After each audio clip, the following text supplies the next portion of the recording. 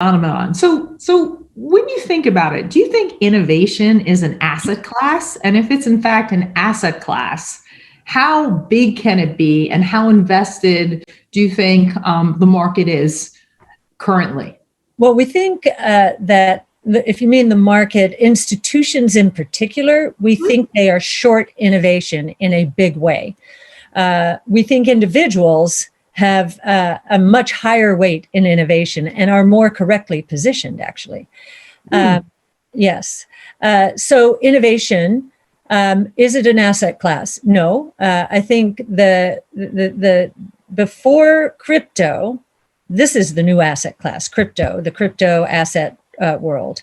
And before that, equities in the 1600s. So those are asset classes. This is a categorization. And interestingly, we can look at what happened with emerging markets. MSCI, what's its claim to fame? One of its biggest is creating the category of investing called emerging markets, because when I was at Capital Group, and Capital was a global investment firm at the time, way ahead of its time, I remember we were investing in Brazil and Malaysia. We were doing country by country, right? And MSCI basically said, well, wait a minute. Each of these countries has idiosyncratic risks.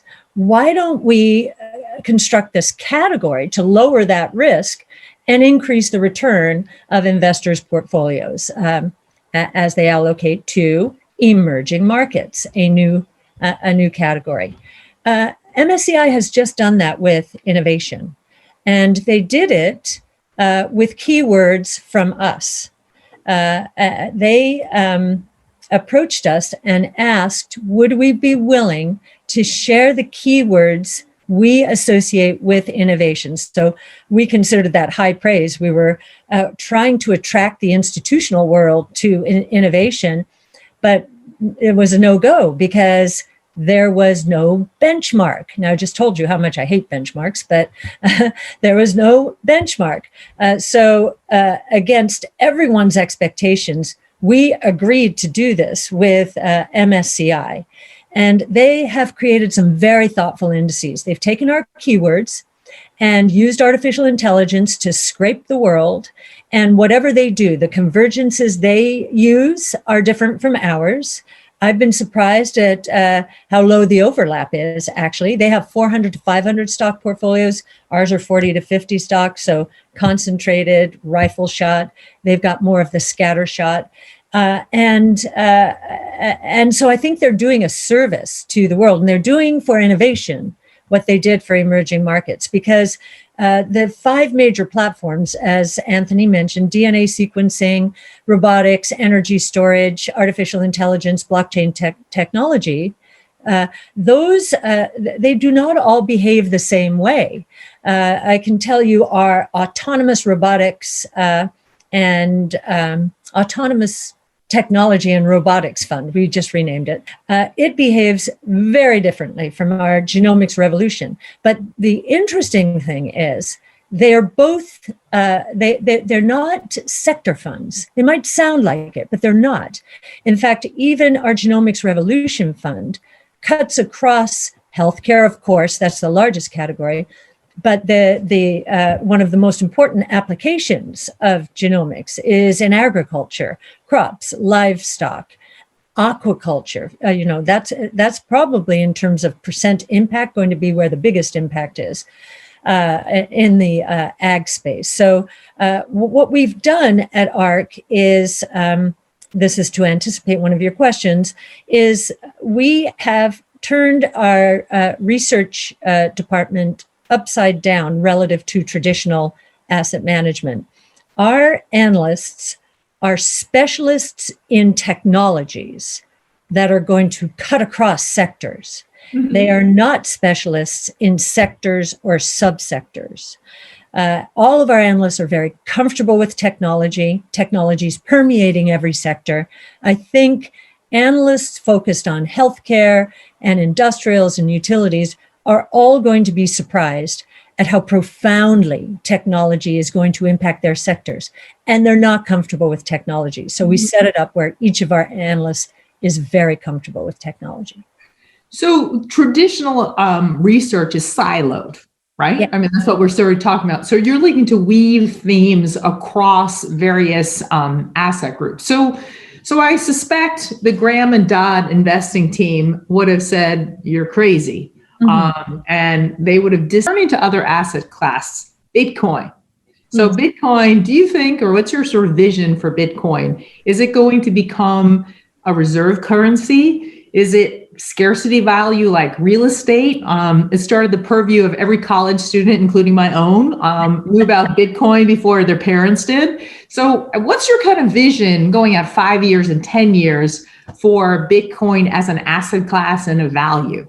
We don't have to go out 5 or 10 years. It's here. We believe, we wrote a white paper in 2016 called Bitcoin Ringing the Bell for a New Asset Class.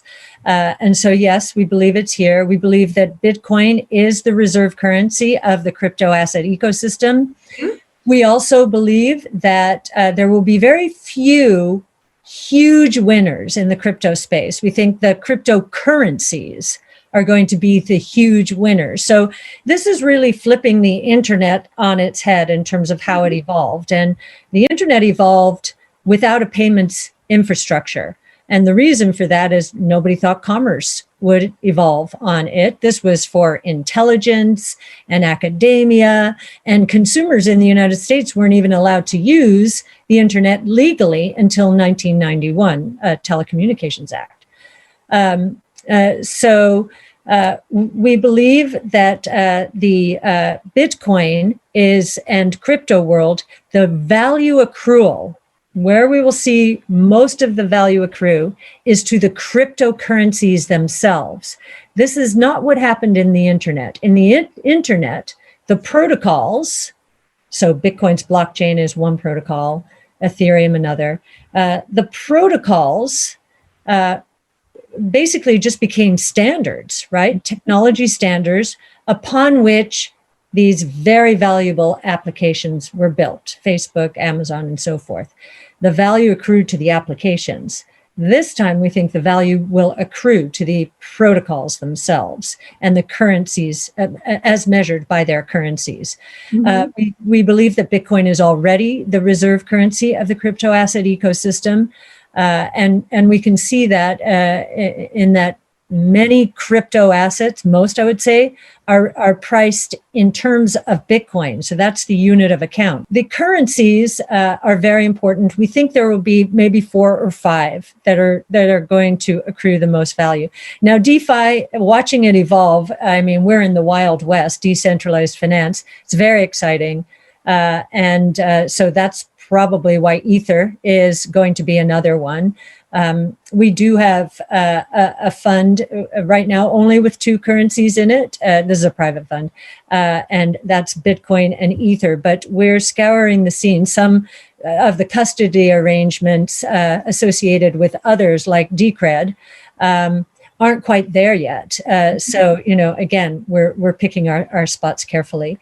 And so, yes, we think it's an asset class. We think Bitcoin itself will, I was quoted in some paper, I never said this, but someone did some homework and added what I was saying up and said, ARK thinks this is a $10 trillion opportunity when it came to Bitcoin.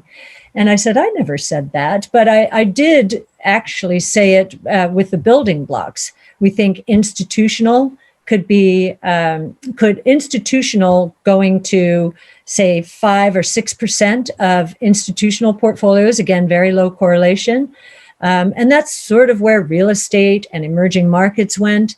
That would add $500,000 to Bitcoin's price. So right there, that's nearly a 10-fold increase. If you look at playing the role of cash on the balance sheet, which is, we did not incorporate this into our institutional white paper because we didn't expect it, to be honest.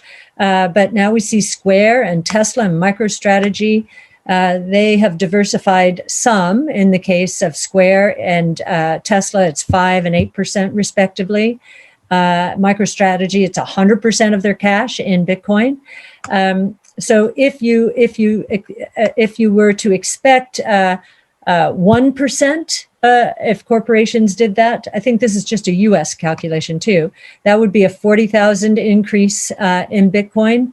If it's 10%, closer to where Tesla is, that would be a $400,000 increase in the price. So again, another 8-fold increase. So, and those are just 2 use cases. I mean, the biggest use case is an insurance policy for anyone in the world, to protect against confiscation of wealth. And part of that, it could be inflation with unhinged monetary policies. I think that's much more of a risk in emerging markets. And so I think we'll see a lot of insurance policies being taken out in the form of Bitcoin.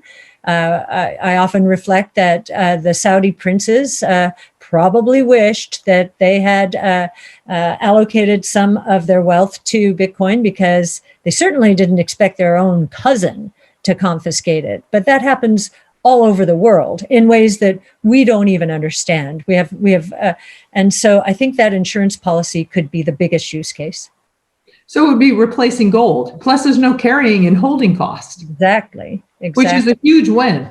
It's a